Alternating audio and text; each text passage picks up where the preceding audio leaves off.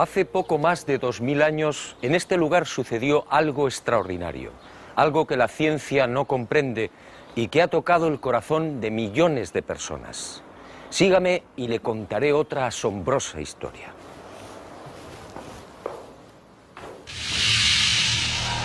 Todo empezó con el ajusticiamiento de un hombre. Fue brutalmente torturado. Fue azotado. Cargó un pesado madero hasta el lugar de ejecución. Fue clavado por las muñecas y pies y murió en la cruz.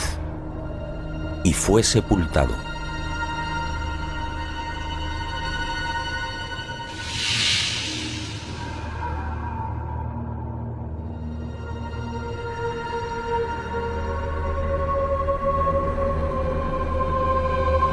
Y sus restos fueron envueltos en un lienzo de lino. Y al poco de morir, algo singular y extraordinario acaeció en el interior de la sepultura.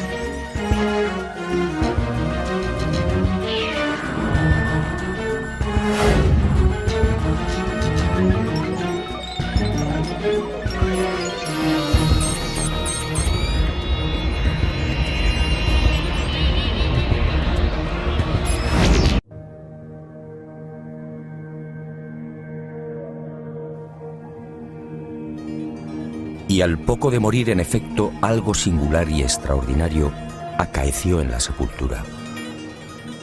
En aquel lienzo, nadie sabe cómo, quedó dibujada la imagen de un hombre muerto. Esa espectacular imagen recibe hoy el nombre de síndone o sábana santa. Sin duda, uno de los grandes misterios a los que se enfrenta la ciencia.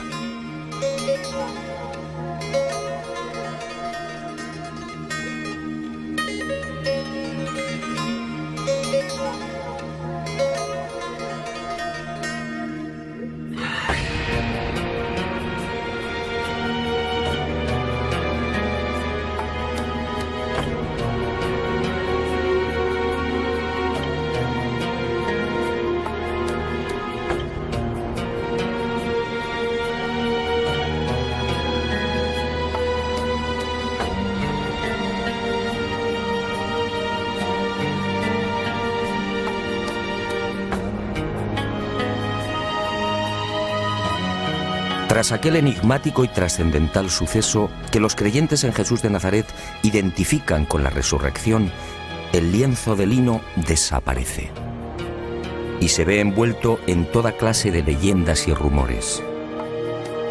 Eusebio de Cesarea, por ejemplo, insinúa que la sábana fue sacada de Jerusalén antes del asedio por las legiones romanas de Tito.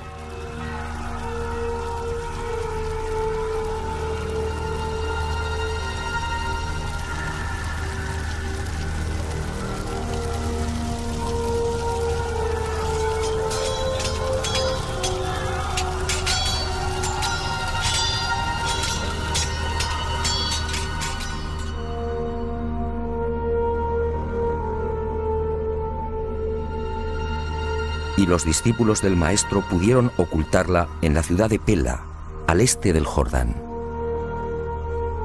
Los evangelios apócrifos, en cambio, señalan otro destino y narran la historia de un rey sirio, Apgar, enfermo de lepra, que al saber de los prodigios de Jesús le ruega que lo cure. En una más que supuesta carta, Jesús responde anunciándole que una vez cumplida su misión enviará a Edesa, la actual ciudad turca de Urfa, a uno de sus discípulos para sanarle. Y la tradición asegura que Apgar, al envolverse en la sábana santa, quedó curado.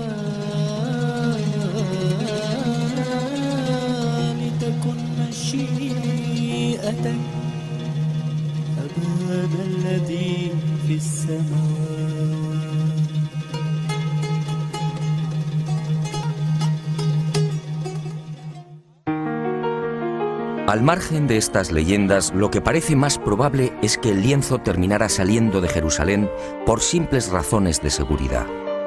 Como es sabido, la ley mosaica prohíbe el contacto con cadáveres o con restos funerarios. Este era el caso de la sábana santa.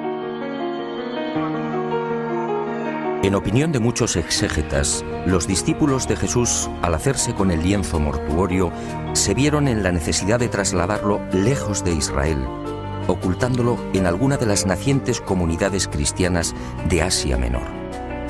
Y Edesa fue el lugar elegido, quién sabe si por la protección del mítico rey Apgar.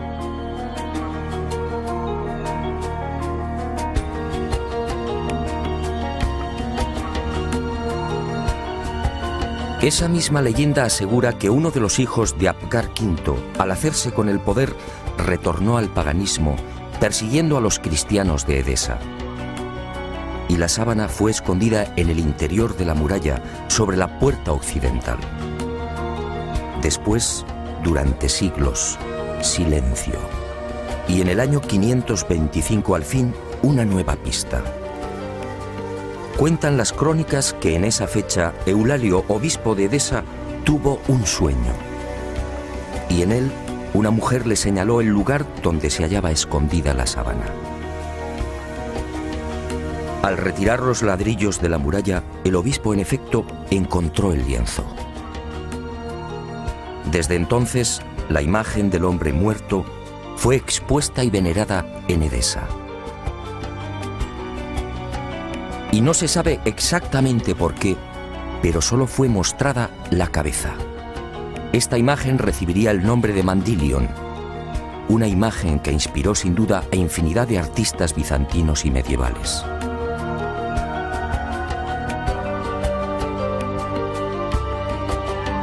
Y durante 400 años el lienzo permaneció en Edesa, pero su fama llegó hasta los confines de la cristiandad. Y en el año 944 el supersticioso emperador de Bizancio, Romano Lecapeno, tomó la decisión de apoderarse del Mandilion. Suponía que así, con la sábana en su poder, obtendría la protección divina. Y un poderoso ejército rodeó Edesa. La sagrada reliquia una vez más sería causa de muerte y sufrimiento. Finalmente, Edesa se rindió y el Mandilion entró triunfante en Constantinopla. Era el 16 de agosto del 944. Allí, en la iglesia de Santa María de Blanquernas, fue expuesta a los fieles todos los viernes. Robert de Clary, soldado y cronista de la mal llamada Cuarta Cruzada, dejó testimonio de ello. Había en Constantinopla, entre otros, un monasterio que se llamaba Nuestra Señora Santa María de Blanquernas, donde se conservaban las síndones en que nuestro Señor fue envuelto, que cada viernes se mostraba vertical, de modo que se podía ver bien la figura de nuestro Señor. Y de nuevo la guerra y el fanatismo religioso silenciaron el ya arduo peregrinaje de la sábana. En la noche del 9 al 10 de abril de 1204, los cristianos atacan Constantinopla. La ciudad arde y la síndone desaparece. No existen documentos que certifiquen su nuevo destino y los nuevos propietarios, pero todo señala a los caballeros templarios como los custodios del lienzo, al menos durante un siglo. No es ningún secreto que la Orden del Temple se funda, entre otras razones, para tratar de reconquistar Tierra Santa y, sobre todo, para poner a salvo determinados símbolos y objetos religiosos. Entre los más importantes, el cáliz de la Última Cena, el Arca de la Alianza y, sobre todo, la Sábana Santa.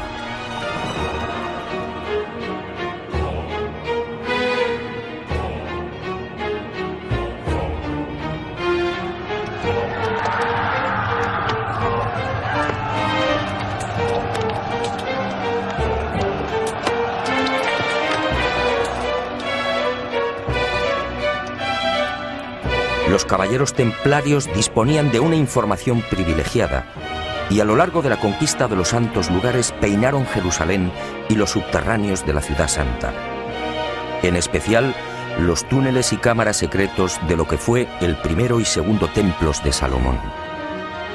¿Encontraron lo que buscaban?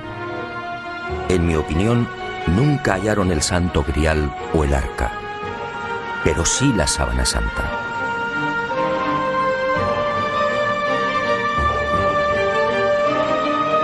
Se sabe que las múltiples reliquias reunidas por los templarios permanecen en la fortaleza de San Juan de Acre, en la costa norte del actual Israel, hasta 1291.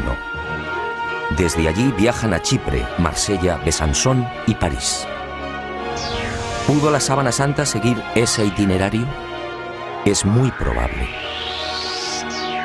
Uno de los indicios que apunta a los templarios como los secretos propietarios de la síndone durante 145 años es la acusación por parte de la Santa Sede de venerar a un extraño rostro al que llamaban Baphomet, un rostro sospechosamente parecido al de la Sábana Santa. Esta, entre otras, sería la causa de la persecución y encarcelamiento de la poderosa orden templaria. En la noche del 6 de octubre de 1307, pocas horas antes de la caída de la cúpula templaria, un carro abandona la fortaleza del Temple en las afueras de París. El hombre que lo conduce se protege con una sábana. Los soldados de Felipe IV el Hermoso registran la carga de paja, pero no encuentran nada. Y la síndone que protege al conductor es puesta a buen recaudo. 7 años después, en 1314, Jacques de Molay, gran maestre de la orden templaria, y Godofredo de Charny, su lugarteniente y comendador de Normandía, son quemados vivos en una pequeña isla del Sena. La Sábana Santa sigue sin aparecer, pero sería por poco tiempo. En 1349, 42 años después de la caída del Temple, por orden del Papa Clemente V y del suceso del carro, otro Godofredo de Charny, señor de Lirey, saca a la luz el lienzo con la imagen del hombre muerto. Parece claro que ambos Godofredos de Charny eran parientes. ¿Pudo quedar la sábana en poder del segundo señor de Lirey? Es lógico, ya que la síndone se encuentra bajo su protección.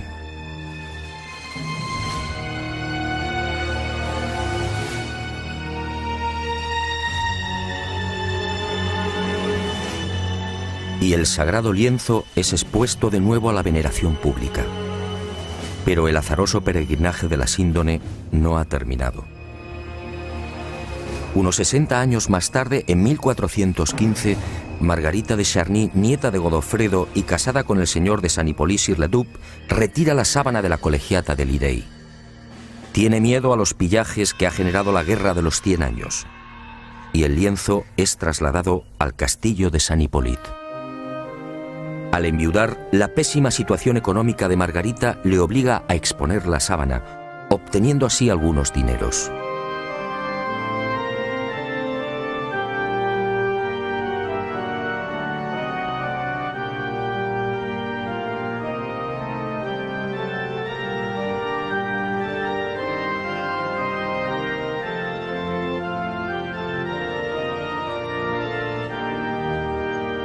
Las penurias económicas de Margarita de Charny se agudizan y finalmente se ve obligada a ceder el lienzo a la Casa de Saboya. El 22 de marzo de 1453 se firma en Ginebra el contrato de cesión. A partir de ese momento y hasta 1983, la síndone sería propiedad de los Saboya. El 18 de marzo de ese año, los herederos de Humberto II de Saboya, ex rey de Italia, entregarían la sábana santa al Vaticano. Y el lienzo, como si de una maldición se tratase, continuó peregrinando de castillo en castillo. Por fin, en 1502, reposaría temporalmente en Chambéry. Fue en esta capilla en la noche del 3 al 4 de diciembre de 1532 donde la sábana santa estuvo a punto de ser destruida. Se declara un pavoroso incendio provocado al parecer por los calvinistas, y la urna de plata que contiene la reliquia, regalo de Margarita de Austria en 1509, es retirada en el último momento. El fuego alcanza a la urna y varias gotas de plata fundida queman y traspasan los 48 pliegues en que se hallaba doblado el lienzo. También el agua empleada para sofocar el incendio impregna parte de la sábana, formando rombos que se repiten simétricamente a lo largo de la imagen.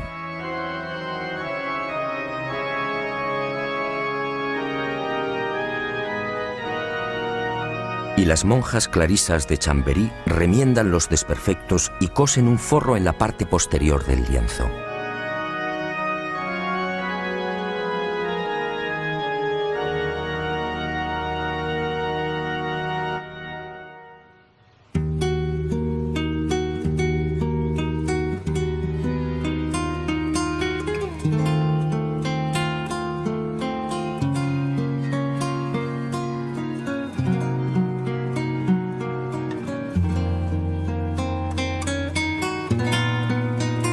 La sábana santa se salva milagrosamente y la imagen vuelve a ser expuesta, ahora mágicamente centrada entre las líneas paralelas que dejó el fuego.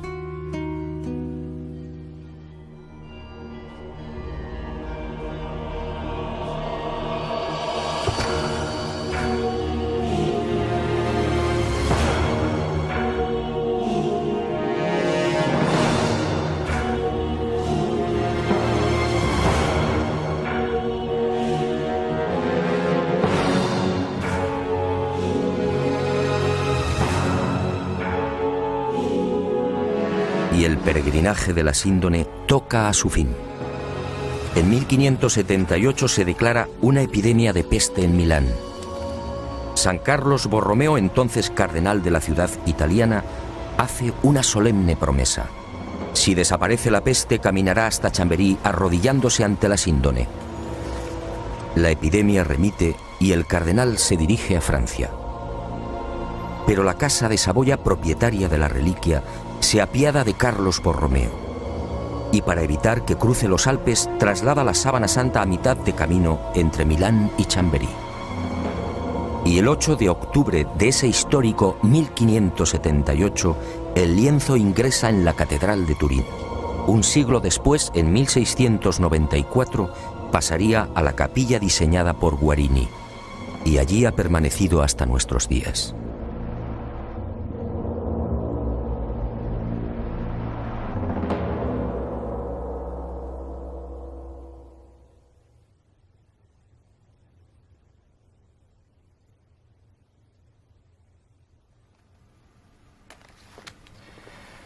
Evidentemente, a la vista de estos testimonios históricos, nadie debería dudar de la autenticidad de la sábana santa. Aún así, en septiembre de 1988, una noticia conmocionó al mundo. El carbono 14 arrojó una datación sorprendente. El tejido analizado, según dijeron, era medieval. Y los científicos situaron la época de su elaboración entre los años 1260 y 1390.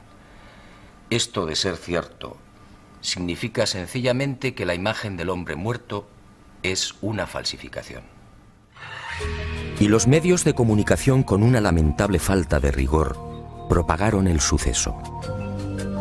De inmediato, otros científicos reaccionaron, poniendo en tela de juicio la bondad del carbono 14. Poco a poco salieron a la luz hasta 26 irregularidades en los procesos de datación efectuados por los 3 laboratorios. Y se habló incluso de complot. Pero la prensa ignoró esta segunda parte. Naturalmente, las fechas obtenidas por el carbono 14 indignaron a historiadores y científicos que llevaban más de 20 años dedicados al estudio de la síndone. Repasemos algunas de estas investigaciones.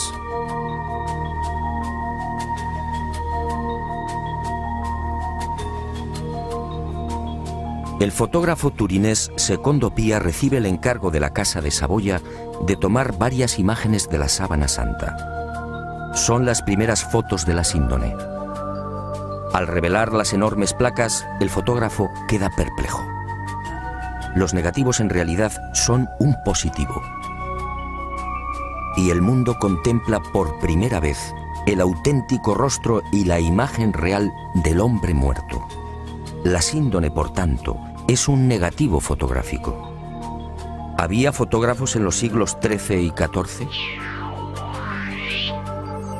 Un primer grupo de expertos examina la síndone y toma muestras de los hilos de lino.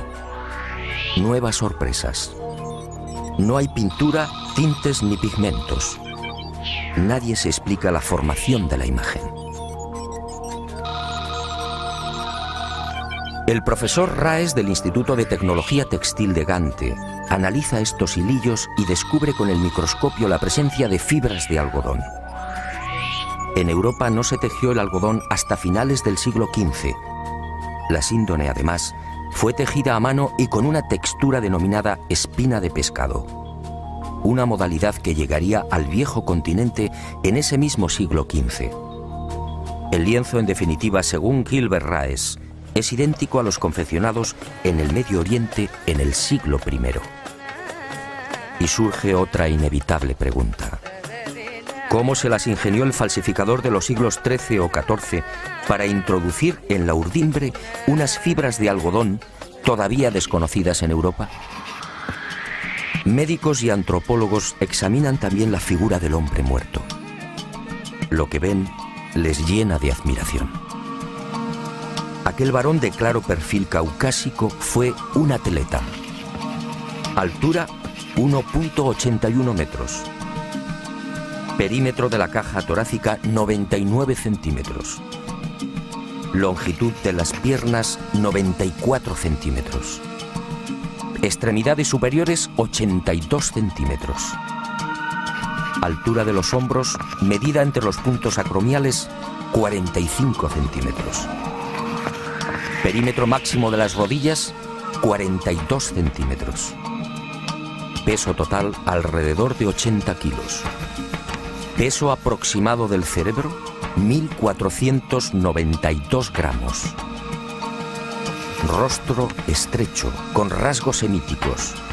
Raza blanca. En suma, un ejemplar casi perfecto de una extraordinaria belleza.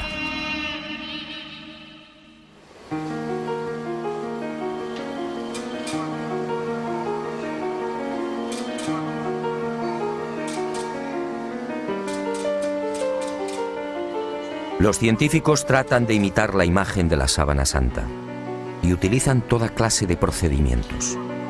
Pinturas, soluciones acuosas, calco sobre cadáveres e impresión al fuego. Los resultados, como es fácil apreciar en estas copias, son decepcionantes.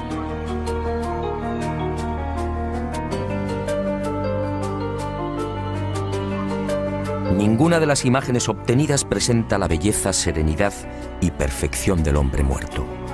La duda sigue en el aire. ¿Cómo se las ingenió el supuesto falsificador para plasmar una figura tan precisa y delicada? Pero sigamos. Las sorpresas de los científicos apenas habían comenzado. En la noche del 23 de noviembre de 1973, Max Frey, palinólogo y experto en criminalística, tiene acceso a la Sábana Santa. Toma muestras del polvo adherido al lino y las analiza al microscopio electrónico.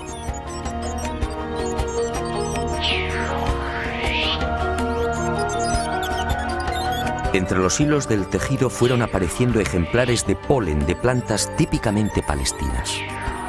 La asuera fue una de las primeras. Después llegaron otros pólenes de la flora halofita que creció en el Negev y en los estratos sedimentarios del lago de Genezaret hace 2000 años. Plantas hoy extinguidas cuyos pólenes fueron arrastrados por los vientos hasta la ciudad de Jerusalén. Y allí quedaron prisioneros entre los hilos de la síndone.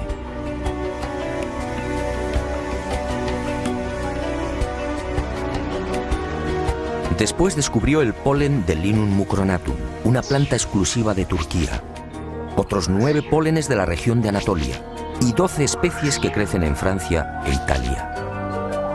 En total 22 pólenes que certificaban el peregrinaje de la Sábana Santa por Israel, Edesa, Constantinopla, Francia e Italia. En otras palabras, lo que ya sabíamos por la historia.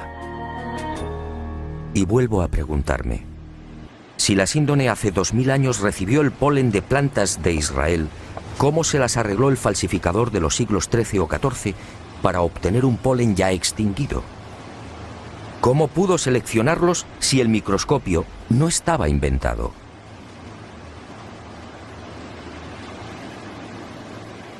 Los descubrimientos de Max Frey, en efecto, hablan por sí mismos. La presencia del polen debería de haber sido más que suficiente para silenciar a cuantos negaban la autenticidad de la síndone. Pero el carbono 14 siguió eclipsando estos aplastantes hallazgos científicos. Tampoco era de extrañar al tratarse de la supuesta imagen de un dios. Si la síndone hubiera contenido la figura de Napoleón o de Ramsés II, el enigma se habría zanjado rápidamente. También en 1973 se llegaron a otras no menos interesantes conclusiones. En la Sábana Santa no hay un solo indicio de putrefacción. ¿Cómo era posible? Si la imagen era el resultado de la aplicación a la tela de moléculas orgánicas, bien de origen natural o artificial, ¿cómo explicar que el intenso calor generado por el incendio de Chambéry no hubiera modificado su color? Incluso las zonas que estuvieron en contacto con las gotas de plata fundida conservan la misma tonalidad y densidad que el resto. De haber sido una falsificación, esas regiones aparecerían claramente alteradas y descoloridas. Y la ciencia prosiguió su espectacular avance. En octubre de 1978, un nutrido grupo de científicos tuvo acceso a la síndone. Era el proyecto STURP, la mayor parte perteneciente a la NASA. Y la Sábana Santa fue sometida a una minuciosa y amplísima batería de experimentos científicos. Los resultados, una vez más, impresionaron a los especialistas. Veamos algunos de ellos. En la imagen del hombre muerto se observan numerosos coágulos, manchas y reguerillos de sangre. Pues bien, nadie logró explicar por qué esos coágulos aparecen intactos y con los bordes perfectamente definidos. Si aceptaban la hipótesis del robo del cadáver, dichas manchas tendrían que haber sufrido las lógicas roturas y desflecados. Al introducir un escáner entre el lienzo y el forro cosido por las monjas clarisas de Chambéry, se observó que la sangre había penetrado también en el reverso del lienzo. Aquella sangre era del grupo AB, muy común entre los judíos. Las diferentes analíticas y pruebas hematoscópicas demostraron la presencia en la imagen de sangre venosa y arterial, así como de la albúmina del suero sanguíneo. Y el veredicto del carbono 14 quedó nuevamente en ridículo.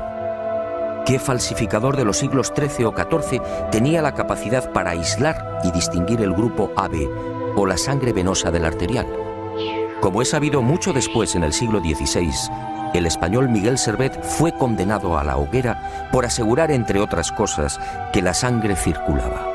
Y los científicos volvieron a comprobar lo que ya se sabía: ni rastro de pintura ni de pigmentación alguna. Aquel supuesto falsificador efectivamente tuvo que ser un genio. Otra de las sorpresas llegó al explorar los hilos. En este tipo de tejido, cada hilillo está integrado por unas 200 fibras. Vistas al microscopio parecen cañas de bambú. Pues bien, De esas 200 fibras, solo 2 o 3, las más superficiales, aparecían chamuscadas. Solo 2 o 3 eran las responsables de la formación de la imagen. En un primer momento, los científicos atribuyeron el abrasamiento de las hebras superficiales a una misteriosa y desconocida radiación. Una energía intensa y brevísima. Solo así podía explicarse una imagen tan superficial. Después, al examinar las fibras con el microscopio de contraste de fases, se percataron de algo mucho más sutil. Las hebras en realidad no estaban quemadas. Las fibras habían sido deshidratadas, es decir, envejecidas y oxidadas en centésimas de segundo. En suma, se habían vuelto amarillas exactamente igual que amarillea el lino con el paso del tiempo. El resto de las fibras, sin embargo, conservaba la frescura y el color más claro, propios de un lino no envejecido artificialmente. Lo que los ojos aprecian en la síndone, por tanto, no es otra cosa que un cambio de tonalidad en las referidas fibras superficiales. Increíble, sí. La imagen del hombre muerto, según los científicos, tiene su origen en un singular mecanismo de envejecimiento. Dos de los científicos del proyecto STURB, los entonces capitanes de las Fuerzas Aéreas norteamericanas, Jackson y Jumper, serían los descubridores de otra de las singularidades de la imagen de la Sábana Santa de Turín. Al detectar aquella anomalía, sus esquemas mentales se vinieron abajo definitivamente. Trabajando con las computadoras, se percataron de algo aparentemente imposible. La imagen era tridimensional. Al contrario de lo que sucede con una fotografía normal y corriente, la imagen del hombre muerto conservaba una información subterránea, solo detectable con los ordenadores. Aquella no era una imagen plana. La intensidad luminosa de cada punto era distinta y dependía de la distancia del cuerpo al lienzo. El hallazgo fue tan asombroso que los capitanes repitieron el experimento una y otra vez, utilizando incluso voluntarios envueltos en sábanas. El microdensímetro escandidor y el VP8, la computadora utilizada para la recepción y recomposición de los millones de dígitos, arrojaron siempre el mismo resultado. Las zonas del lienzo que tocaban el cadáver, la nariz por ejemplo, disfrutaban de una luminosidad superior a las que se hallaban más alejadas del cuerpo. Nuevo mazazo al carbono 14.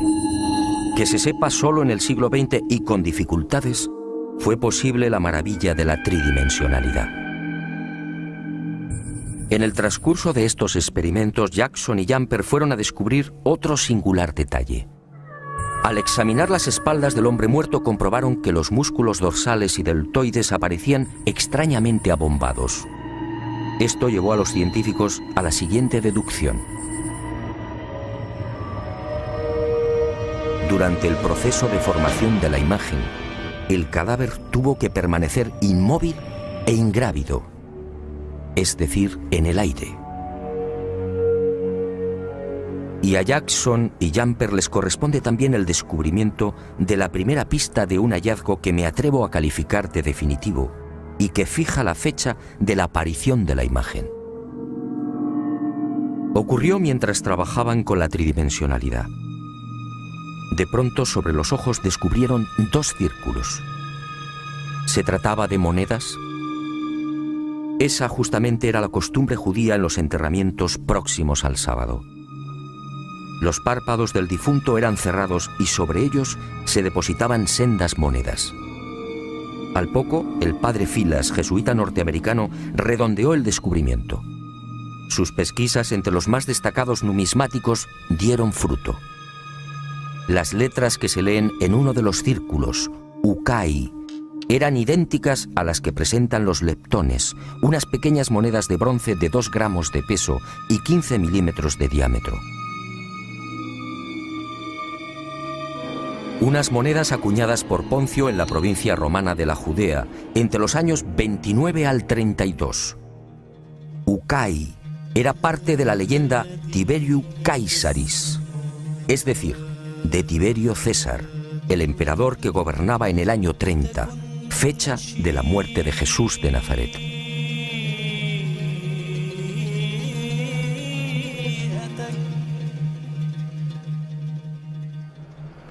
Como hemos visto, hay argumentos y pruebas científicas que demuestran sobradamente la autenticidad de la sábana santa.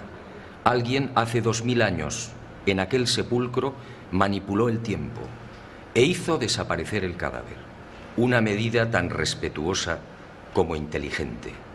¿Imagina usted lo que habría sucedido si la humanidad hubiera conservado los huesos de Jesús de Nazaret?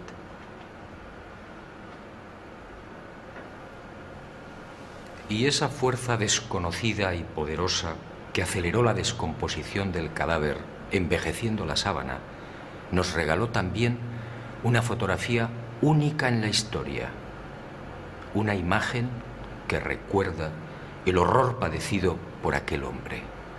Sígame y se lo mostraré. Ah, y una advertencia. Quizá lo que se dispone a ver y escuchar no sea de su agrado.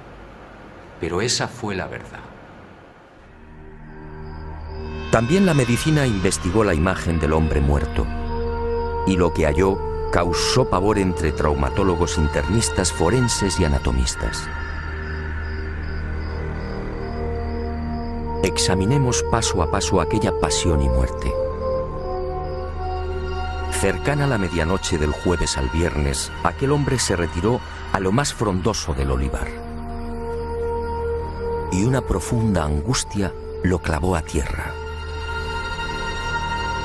El fortísimo estrés y quizá el miedo provocaron un singular fenómeno en su piel, la hematidrosis, un sudor sanguíneo que empezó a debilitarlo.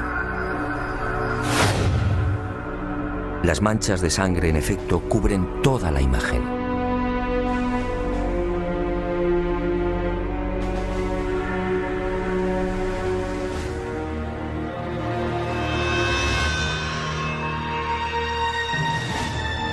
Y al estudiar el rostro, los médicos descubrieron otro detalle aterrador.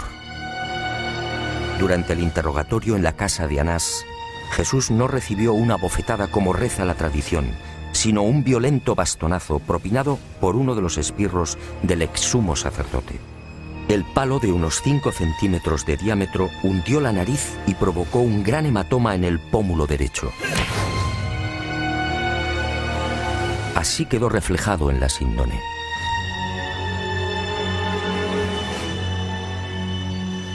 Pero lo peor estaba por llegar.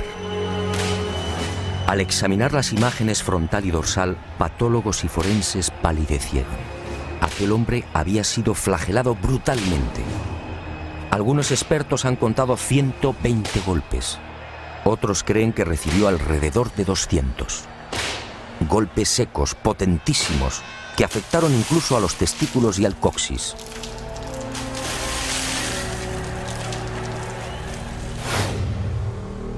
Golpes diabólicamente estudiados que no afectaron a la zona del corazón, evitando así la muerte prematura del reo. El mapa de los azotes no precisa de mayores comentarios. Los médicos no se explican cómo pudo sobrevivir. Coronación de espinas. La soldadesca romana de la fortaleza Antonia fabricó un casco con la Potherium spinosum, una zarza muy abundante en Palestina. Un matorral armado de púas rectas y en forma de pico de loro, de hasta 6 centímetros de longitud. Y el yelmo fue encajado sin piedad en la cabeza del hombre, afectando a nuca, cuero cabelludo y frente.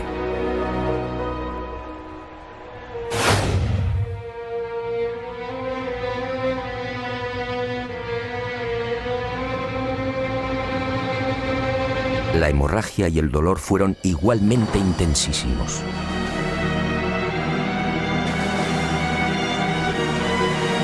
Minutos después, maltrecho, debilitado y febril, el reo se vería obligado a cargar sobre los hombros el madero transversal de la cruz, el patibulum, un tronco áspero y agresivo de unos 35 o 40 kilos de peso.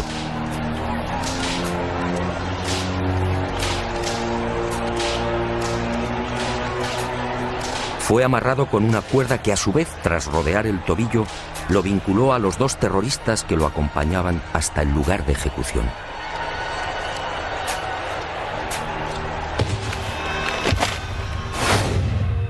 Y en esos 500 o 600 metros, la tortura de las caídas, los violentos impactos del rostro contra las piedras, las rodillas destrozadas, los dientes quebrados y los mechones de barba arrancados por los soldados al intentar levantarlo.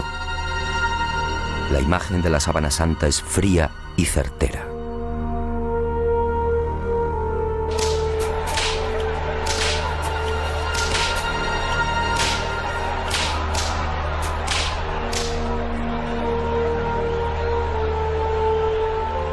Sí, algo falló. Según los médicos, el largo clavo de hierro de unos 20 o 25 centímetros utilizado para clavar una de las muñecas debió tropezar con un nudo y fue retirado y martilleado de nuevo.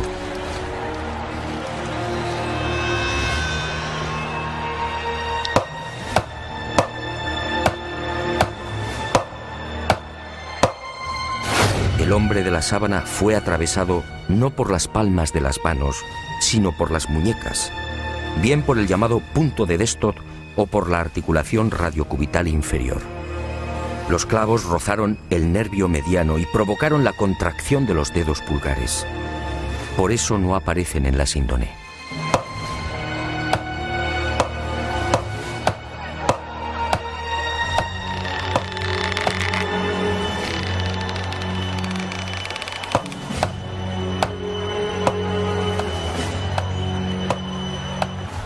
Con el tercer clavo, según los médicos, no hubo problemas. Entró limpiamente cosiendo ambos pies al madero vertical. Y la pierna izquierda permaneció flexionada. Así aparece en la imagen de la síndone como consecuencia del rigor mortis. El final se acerca y el suplicio va alcanzando unos límites difíciles de imaginar. El reo necesita respirar. Para ello solo dispone de un sistema: apoyarse en el clavo de los pies y alzarse a pulso milímetro a milímetro, con la ayuda de los clavos que perforan las muñecas. El corazón bombea desesperadamente, alcanzando hasta 180 pulsaciones por minuto. A los 10 o 12 minutos, pérdida de conocimiento. Pero el hombre se recupera. Nueva lucha para obtener un poco de oxígeno. La tetanización gana la batalla. Las piernas quedan inutilizadas. Ahora solo puede alzarse con el auxilio de las muñecas y músculos de los hombros. El cataclismo es generalizado. Finalmente el corazón se rompe. La agonía se ha prolongado durante hora y media. La medicina, perpleja, sigue muda.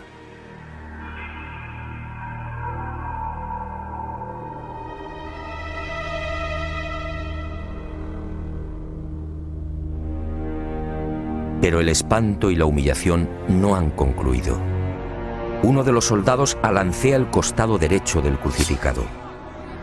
Los médicos exploran la síndone y se muestran de acuerdo. Al recibir la lanzada, el hombre ya estaba muerto.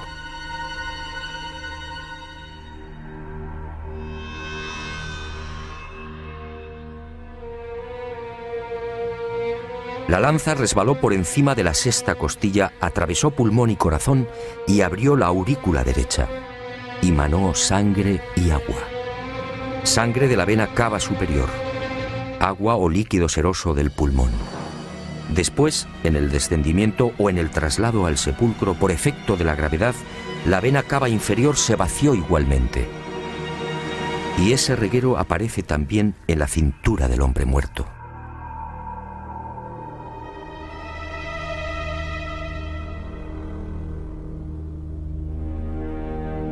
Y llegamos a una de las preguntas clave. ¿Quién era este hombre? ¿Se trataba de Jesús de Nazaret? Los especialistas en cálculo de probabilidad matemática han sido rotundos. Según Paul de Gail, ingeniero y jesuita francés, la posibilidad de que no fuera Jesús es de 1 contra 225.000 millones. En palabras del médico italiano Tino Zeuli, esta probabilidad es la misma que tiene una piedra de convertirse en pájaro y salir volando.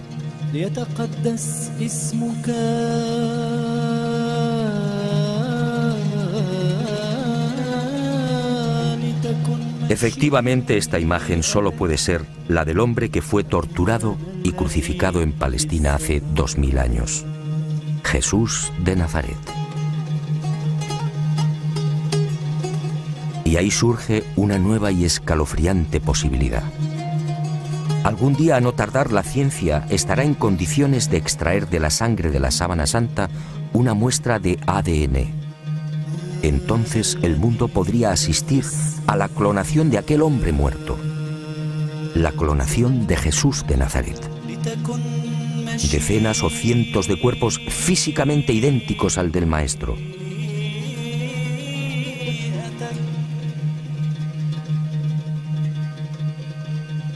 Y desde algunos sectores de la Iglesia se han alzado voces de advertencia. Atención, mañana el mundo podría comerciar con el cuerpo del Galileo. ¿Será esa la razón por la que algunos tratan de destruir la sábana santa o de reducirla a una falsificación de la Edad Media?